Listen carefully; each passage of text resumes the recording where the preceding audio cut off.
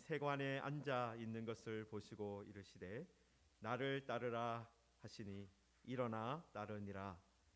예수께서 마태의 집에서 앉아 음식을 잡수실 때에 많은 세리와 죄인들이 와서 예수와 그의 제자들과 함께 앉았더니 바리새인들이 보고 그의 제자들에게 이르되 어찌하여 너희 선생은 세리와 죄인들과 함께 잡수시느냐. 예수께서 들으시고 이르시되 건강한 자에게는 의사가 쓸데없고 병든 자에게라야 쓸데있느니라. 같이 읽겠습니다. 너희는 가서 내가 긍휼을 원하고 제사를 원하지 아니하노라 하신 뜻이 무엇인지 배우라.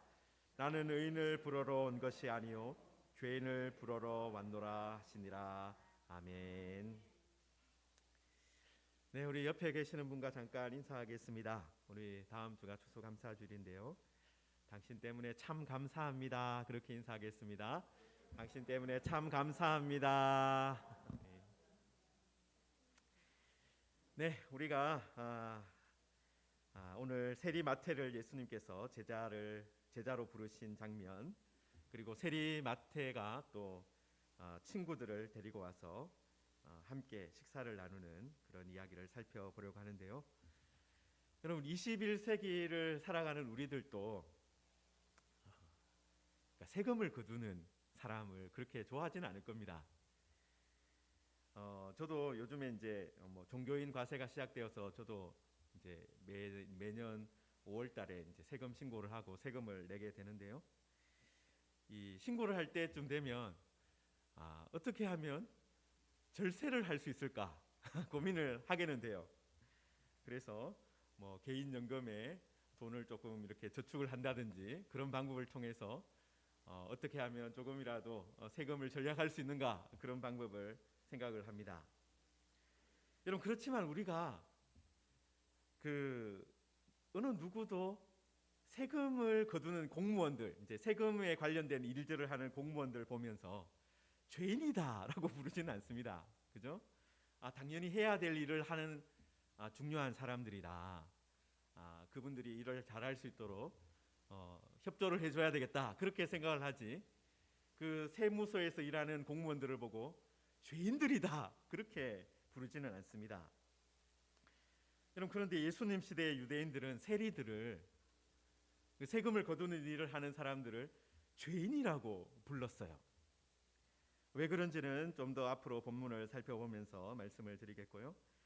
여러분, 우리가 앞서서 지난주에 이제 중풍병자가 나오는 말씀을 살펴보았는데요.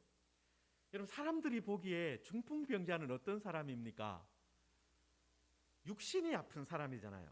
육체적으로 아픈 사람이지 그 사람이 죄인인지 아닌지는 알지 못합니다. 여러분, 왜냐하면 우리는 사람들은 이 마음을 보는 것이 아니라 겉을 보기 때문에 그렇죠. 여러분, 그런데 예수님은 중풍병자를 보시자마자 어떤 말씀부터 하셨습니까? 작은 자야 안심하라, 내 죄 사함을 받았느니라. 여러분, 예수님은 중풍병자를 죄인으로, 죄 사함을 받아야 하는 사람으로 보셨다라는 거예요. 여러분, 사람들은 그 중풍병자를 예수님께 데리고 오면서 병에서, 이 중풍병에서 낫는 것, 그래서 자리에서 일어나는 것, 그게 이 사람에게 가장 중요한 일이다, 그렇게 생각하며 데리고 왔습니다. 그런데 예수님은 그 중풍병자를 보시고 어떻게 생각하신 거예요? 이 사람의 가장 중요한 문제, 가장 큰 문제는 죄 사함을 받는 것이다, 그렇게 여기시고 먼저 작은 자야 안심하라, 내 죄 사함을 받았느니라 말씀하신 것입니다. 여러분, 우리도 눈에 보이지는 않지만, 그리고 다른 사람에게 숨기고 있지만 어떤 큰 문제를 가지고 있는 경우가 있습니다. 여러분, 그 문제를 자기가 인식할 수도 있고 인식하지 못할 때도 있어요. 자기가 문제가 있는지 없는지 알지 못할 때도 있습니다. 여러분, 그런데 마태복음은 우리에게 어떤 말씀을 주고 있습니까? 이 성경에 나오는 이 예수님께서 우리가 만나볼 수 있는 가장 위대한 의사이시다. 육신의 질병뿐만 아니라 영혼의 문제까지도 고쳐주시는 위대한 의사이시다. 그것을 말씀하고 있어요.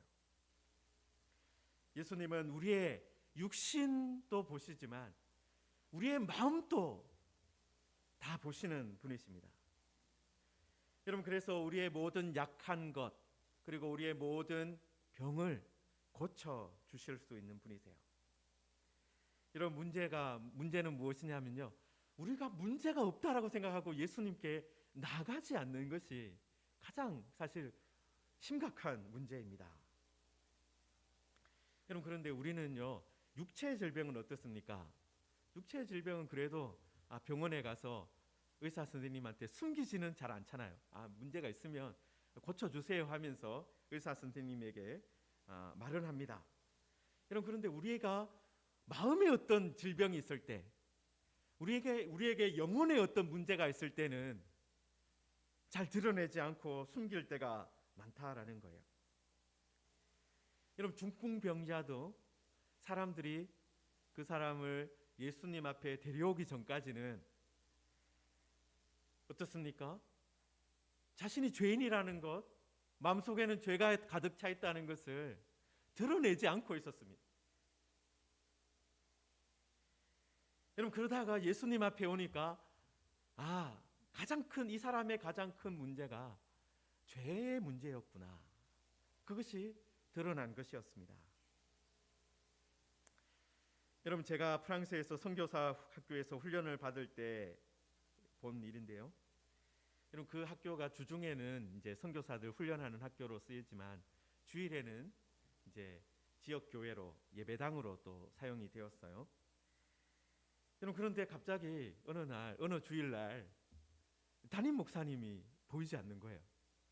다른 목사님들이 와서 설교를 하고, 다른 주변에 있는 다른 교회 목사님들이 와서 설교를 하고, 또 그 학교에 이제 선교사님들이 계시니까 선교사님들이 이제 설교를 하고 그러시는 거예요. 제가 프랑스어가 짧아가지고 그때는 무슨 일이 일어나는지 잘 몰랐어요. 그러다 나중에 이제 주보를 읽어보다가 이제 이유를 알게 되었는데, 그 담임 목사님이 우울증이 걸렸다는 거예요. 그래서 그 우울증을 치료하기 위해서 병가를 내셨다라는 겁니다. 제가 그때는 이해를 못했어요. 아니, 목사님이 우울증이 걸리다니. 여러분, 그런데 성도 여러분, 목사도 여러분들과 똑같은 사람이라는 것을 기억하십시오. 여러분, 목사도 코로나19에 걸리고요. 목사도 우울증에 걸릴 수 있어요. 목사도 병에 걸립니다. 여러분, 그때 저는 이제 30대 초반이었고 뭘 몰라가지고 목사가 우울증에 걸리다니 이런 생각을 했었어요. 그런데 나중에 이제 생각을 하면서 참 이 담임 목사님이었지만 그 우울증에 걸렸을 때 치료하기 위해서 병가를 낼 수 있는 프랑스 교회가 참 대단하다, 그렇게 생각을 했고, 그리고 몇 달 후에 이제 그분이 다시 이제 치료를 받고 돌아오셔서 또 사역을 하셨습니다.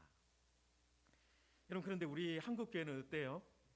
마음의 병이나 영혼의 문제를 잘 드러내지 않습니다. 왜냐하면은 우리 한국 교회가 정죄하는 율법주의적인 경향이 강하기 때문에 그래요. 여러분, 그런데 우리가 명심해야 할 것이 있습니다. 예수님께서 누구를 위해서 오셨느냐 하는 거예요. 죄인들을 위해서 오셨고, 병자를 고쳐주시기 위해서 오셨고, 문제가 있는 사람을 새롭게 하기 위해서 오셨다라는 거예요. 여러분, 그래서 주님께는 숨기면 안 된다라는 겁니다. 주님께는 숨기면 안 되는 거예요. 여러분, 다시 말씀으로 들어가 보겠습니다. 예수님께서 그곳을 떠나 지나가시다가 아까 그 중풍병자를 고쳤던 그 집에서 이제 나오셔서 지나가시다가 세관을 지나가셨어요. 세관 앞을 지나가다가 마태라는 사람이 세관에 앉아 있는 것을 보았습니다. 그리고 나를 따르라 그 사람을 불렀고 마태는 일어나 따랐습니다. 여러분, 그때 이 가버나움이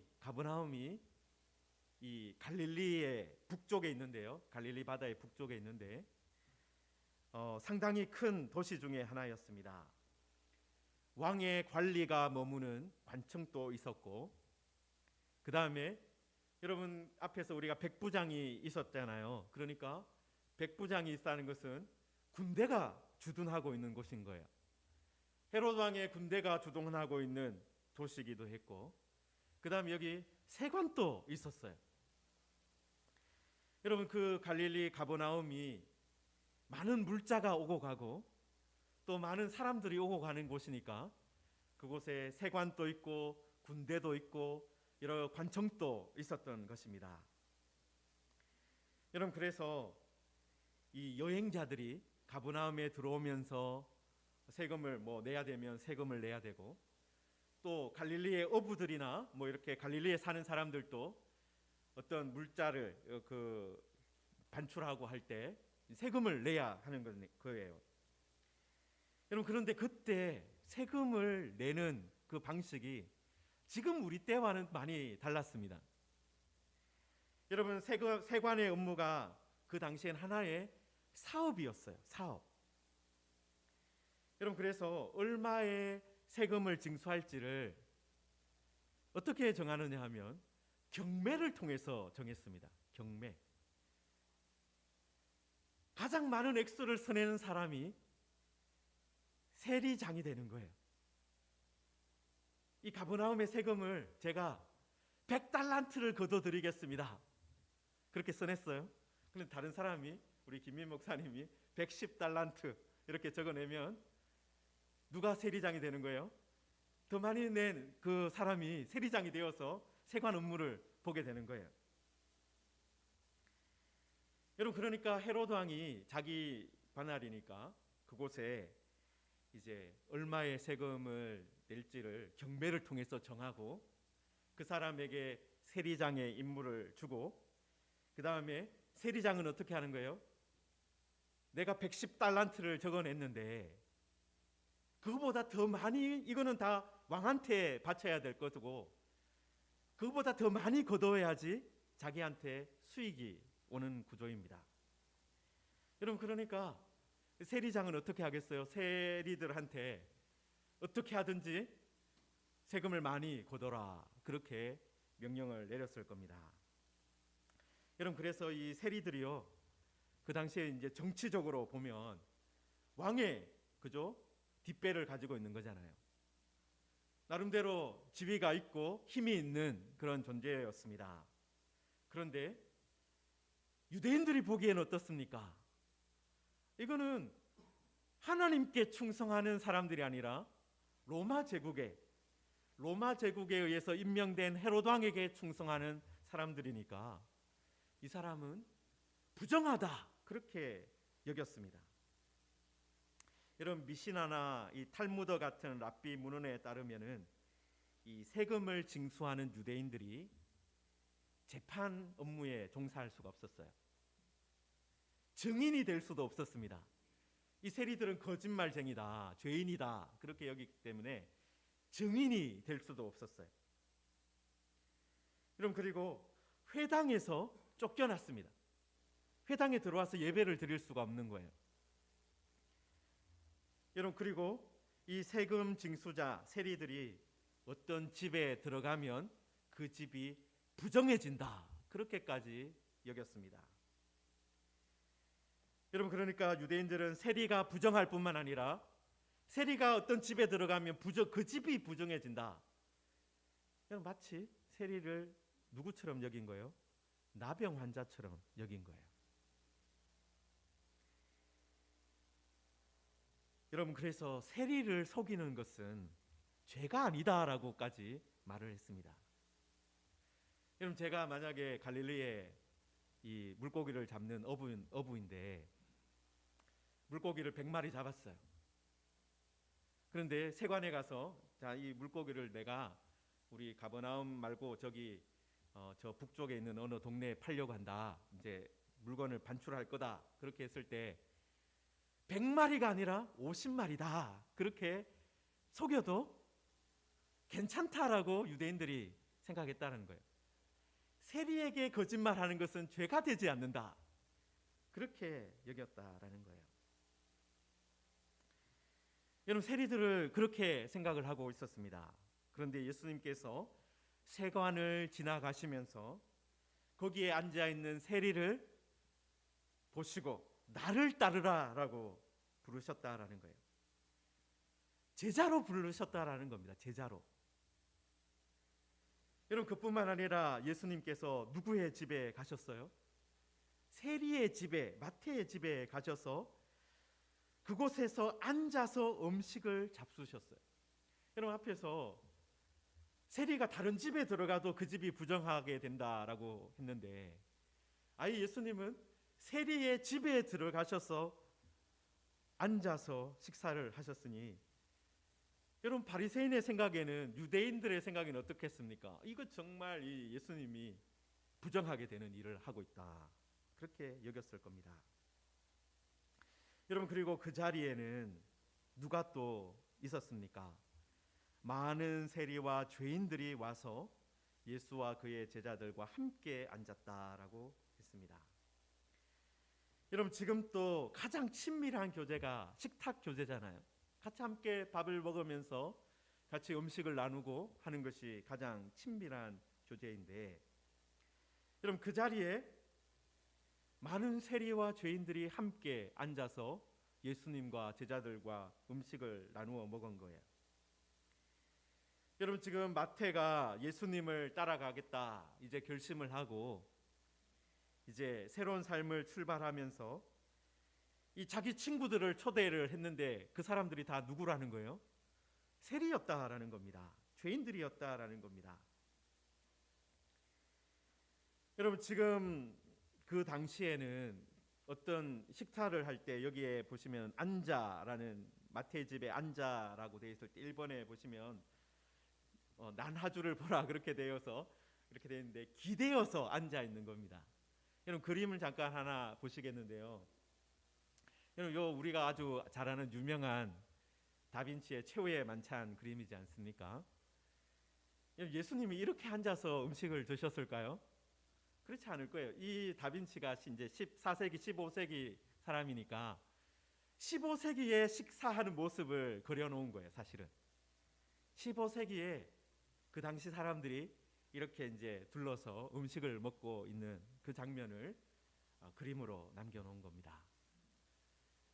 여러분, 그러면 예수님 시대는 실제로는 어떻게 식사를 하셨을까요? 우리 다음 그림을 보면요. 여러분, 여기 보면 식탁이 있고 매트리스가 옆에 깔려 있잖아요, 그죠? 매트리스가 깔려 있고 거기에 이제 왼쪽으로 이렇게 기대어서 이렇게 식탁을 짚고 오른손으로 음식을 집어 먹는 겁니다. 그 식탁에 있는 음식을 먹는 거예요. 여러분, 그래서 기대어 누워 있는, 약간 이렇게 기대어 누워 있는 그 자세로 음식을 나누어 먹는 거예요. 디귿자로 이렇게 사람들이 배치되어 있는데 가운데 거기에 있는 사람들이 이제 주인공이 되는 거예요. 가장 메인 손님이 되는 겁니다. 그리고 이제 가로 이렇게 다른 손님들이 앉아 있는데, 여러분, 사실 이 모습도 여기 보면 이제 음식을 시중 드는 사람이나 그런 사람들이 없잖아요. 그 당시의 모습과는 좀 달랐을 것이고, 우리 다음 그림 하나 더 보시면요.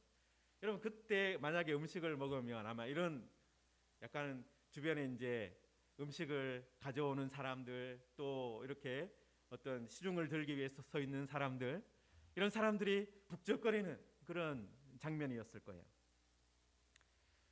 여러분, 그러니까 지금 예수님이 앉아서 함께 식사하는 이런 모습을 우리가 그려볼 수 있는 거죠. 그냥 식탁에 앉아있는, 의자에 앉아있는 것이 아니라 몸과 몸이 서로 부딪히고, 어떤 사람은 그래서 예수님의 그 가슴에 안겨 있는 것 같은 그런 모습으로 같이 식사를 나누는 겁니다. 여러분, 세리들, 죄인들이 예수님과 그의 제자들과 어깨를 붙이고 함께 식사를 한 거예요. 여러분, 그래서 그때 바리새인들이 이 장면을 보고 어떻게 이야기를 했습니까? 그의 제자들에게 이르되 어찌하여 너희 선생은 세리와 죄인들과 함께 잡수시느냐. 여러분, 바리새인들이 이 문제가 지금 세리들과 죄인들과 예수님이 함께 식사를 하는데 이게 이제 문제가 예수님께 있다라고 말을 한 거예요. 사실 이 말이 맞아요. 왜냐하면 여러분, 만약에 지금 마태가 예수님을 초청을 해서 같이 이제 예수님과 함께 식사를 하는 거잖아요. 여러분, 그 식사의 가장 이제 중요한 손님이 예수님인데, 여러분, 만약에 제가 식사를 준비하는 마태라면 모든 일을 누구에게 맞춰야 합니까? 예수님께 맞춰야죠. 만약에 예수님이 너가 어떤 사람을 초청하려고 하는데 내가 그 사람들하고 식사하기 싫다 그렇게 말하면 그 사람들을 초청할 수가 없어요. 가장 메인이 되는 그 손님이 이 사람들 초청하는 거 내가 원하지 않아, 나 그 사람들하고 같이 밥 안 먹을래 하면 그 사람들을 초청할 수 없는 거예요. 여러분, 그런데 지금 예수님과 마태가 식사하는 그 자리에 세리와 죄인들이 와서 함께 식사를 했다는 것은 어떤 의미입니까? 예수님이 그것을 허용하셨다라는 거예요. 예수님이 세리와 죄인들 와서 함께 식사하는 거 괜찮다라고 하신 겁니다. 여러분, 앞서서 말씀을 드렸지만은 그 시대에 세리와 함께 있으면 부정한 사람이 된다라고 생각을 했습니다. 여러분, 바리새인의 관점에서 이 세리들과 죄인들과 함께 식사를 하면 그것은 부정하게 되는 것이고 하나님 앞에서 잘못하는 것이다라고 생각을 했어요. 바리새인들의 입장에서는 그렇게 하면 이 세리들은, 죄인들은 하나님의 나라에 들어갈 수 없는 사람이고, 그래서 그 자리는 죄인들이 함께 하는 악을 행하는 자리다, 그렇게 여긴 것입니다. 여러분, 그런데 예수님은 마태를 부르시고 또 마태의 친구들인 세리와 죄인들과 함께 식사를 하심으로 어떤 것을 보여주신 거예요? 이 사람들도 하나님의 나라에 초청될 수 있다. 이 사람들도, 세리들과 죄인들도 하나님의 나라의 잔치에 들어올 수 있다. 그것을 보여주신 거예요. 여러분, 사실 예수님 이전에 세례 요한이 있었지 않습니까?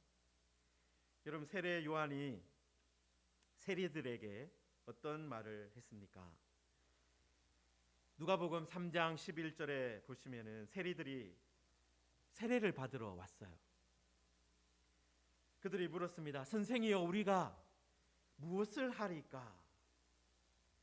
여러분, 그때 세례 요한이 세리는 죄인이니까 세리를 떠나라, 직업을 그만둬라, 그 말을 하지 않고 이르되 부과된 것 외에는 거두지 말아라, 그렇게 말씀하셨어요.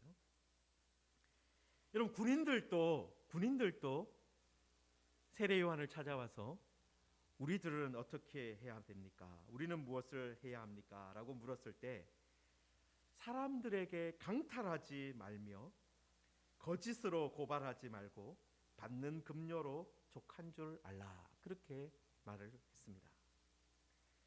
여러분, 세례 요한도 세리를 그만두어라, 군인 되는 것을 그만두어라, 그렇게 말하지 않았다라는 거예요. 유대인들은 세리와 군인들을 보면서 로마에 충성하는, 헤로드 왕에게 충성하는 그런 죄인들이다, 그렇게 여겼지만 세례 요한부터 시작해서 예수님도 어떻게 생각하는 거예요? 세리와 군인도 그 자리에서 회개의 삶을 살 수 있다, 하나님의 사람으로 살 수 있다라고 가르쳤다라는 거예요. 바리새인과 다른 생각으로 예수님도 그 생각을 가지고 계셨고, 그리고 세례 요한도 그 사람들이 하나님의 나라에 들어올 수 있다라고 가르친 것입니다. 여러분, 예수님은 지금 세리 마태와 함께 하는 그 식탁의 자리에서 세리와 죄인들을 초대하셨고, 그리고 함께 식사를 함으로 그들을 하나님의 나라로 초대하는 일을 하고 계셨던 거예요. 여러분, 그리고 예수님은 바리새인들의 이야기를 듣고 의사는 건강한 사람들이 아니라 아픈 사람들에게 필요하다, 그렇게 말씀했습니다. 여러분, 의사가 아픈 사람을 외면하면 어떻게 되겠습니까? 나는 건강한 사람만 받을래. 나는 건강한 사람들하고만 상대할래. 여러분, 그건 의사가 아니잖아요. 의사는 아픈 사람을 상대합니다. 여러분, 그래서 혈루증 앓았던 12해 동안 혈루증 앓았던 여인의 이야기도 보면 의사들이 그 혈루증 앓았던 여인을 계속해서 고쳐주려고 했다라는 것을 그 이야기에서도 볼 수가 있습니다. 부정하다, 의사들은 어떤 그런 사람들이 부정하다라고 여겼지만 의사만큼은 그런 사람들을 만나 주었다라는 거예요. 여러분, 의사가 아픈 사람을 외면하지 않듯이 예수님도 세리들과 죄인들을 외면하지 않으셨다라는 겁니다. 예수님은 그 당시에 사회적으로, 종교적으로 가장 가장자리에 있었던, 쫓겨나 있었던, 회당에서 쫓겨나 있고 예배에서 쫓겨나 있었던 그 사람들을 초대해서 함께 식탁을 나누고 함께 하셨다라는 것입니다. 여러분, 앞에서 예수님은 중풍병자의 죄를 사해 주셨습니다. 죄만 사해 주신 것이 아니라 병도 고쳐 주시고 일상으로 돌아가게 하셨습니다. 여러분, 마찬가지로 예수님은 세리들과 죄인들도 고쳐서 하나님의 백성으로 살게 하신다라는 것입니다. 그리고 예수님은 너희는 가서 내가 긍휼을 원하고 제사를 원하지 아니하노라 하신 뜻이 무엇인지 배우라 말씀하셨습니다.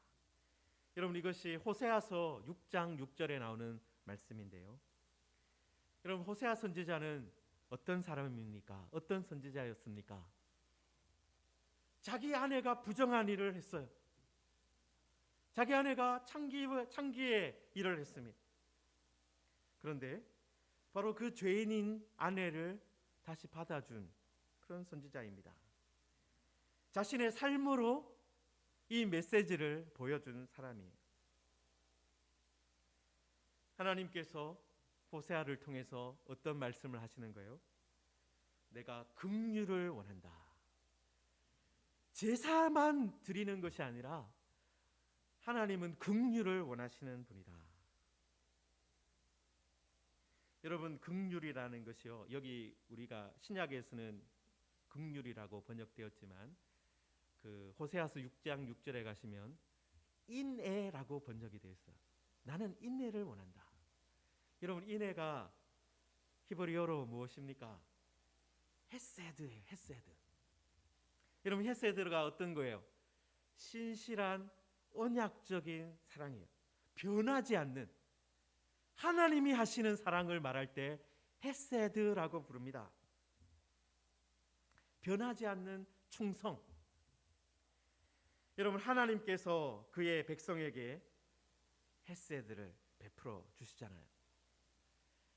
여러분, 그런데 그 하나님이 자기 백성이, 하나님의 백성이 어떻게 살기를 원하셨던 거예요?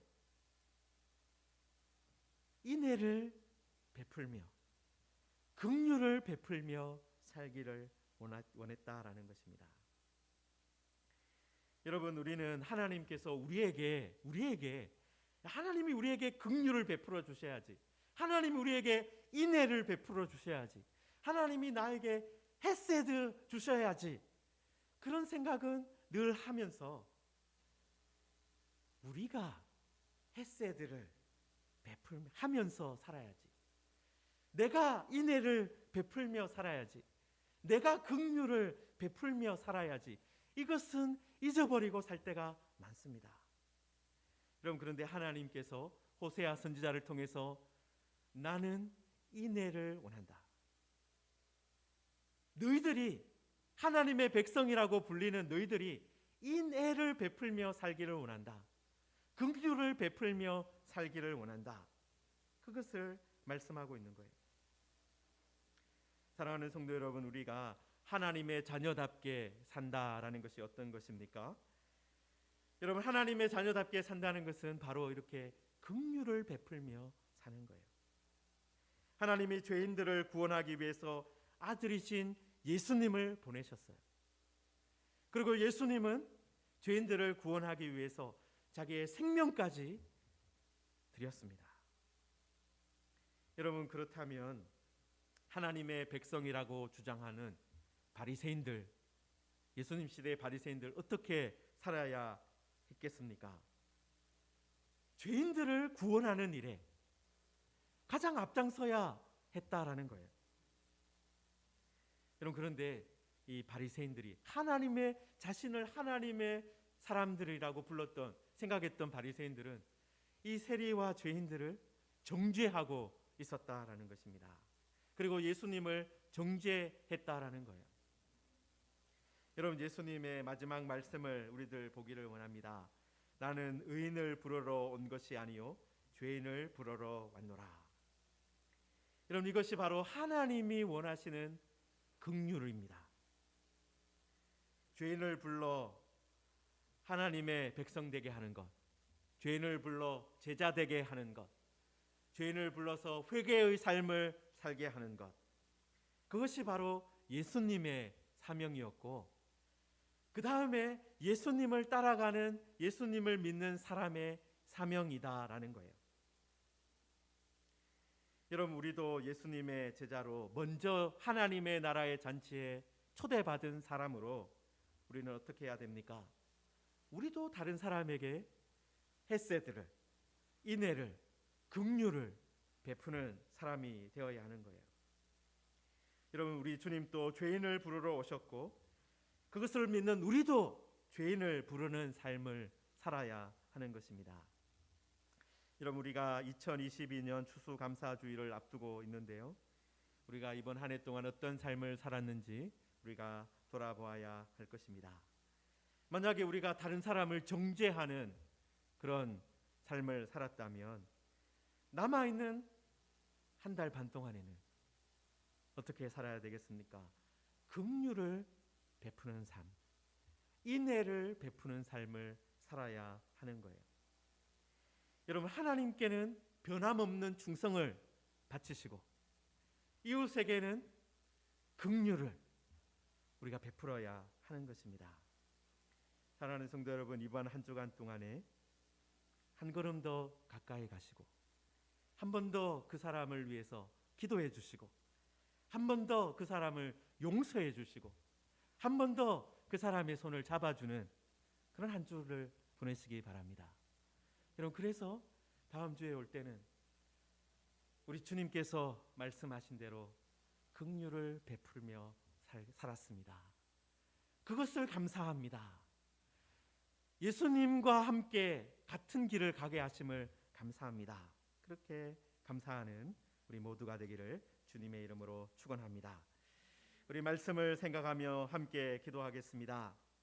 세리 마태를 부르시고 또 세리와 죄인들을 부르셔서 함께 식사하신 예수님을 우리도 바라봅니다. 죄인을 부르러 오신 예수님, 우리도 불러주시고 또 우리를 불러주심을 감사하며 우리도 다른 사람에게 긍휼을 베푸는 삶을 살게 하여 주옵소서. 그것이 우리의 감사가 되게 하여 주옵소서. 우리 함께 기도하겠습니다. 하나님 아버지,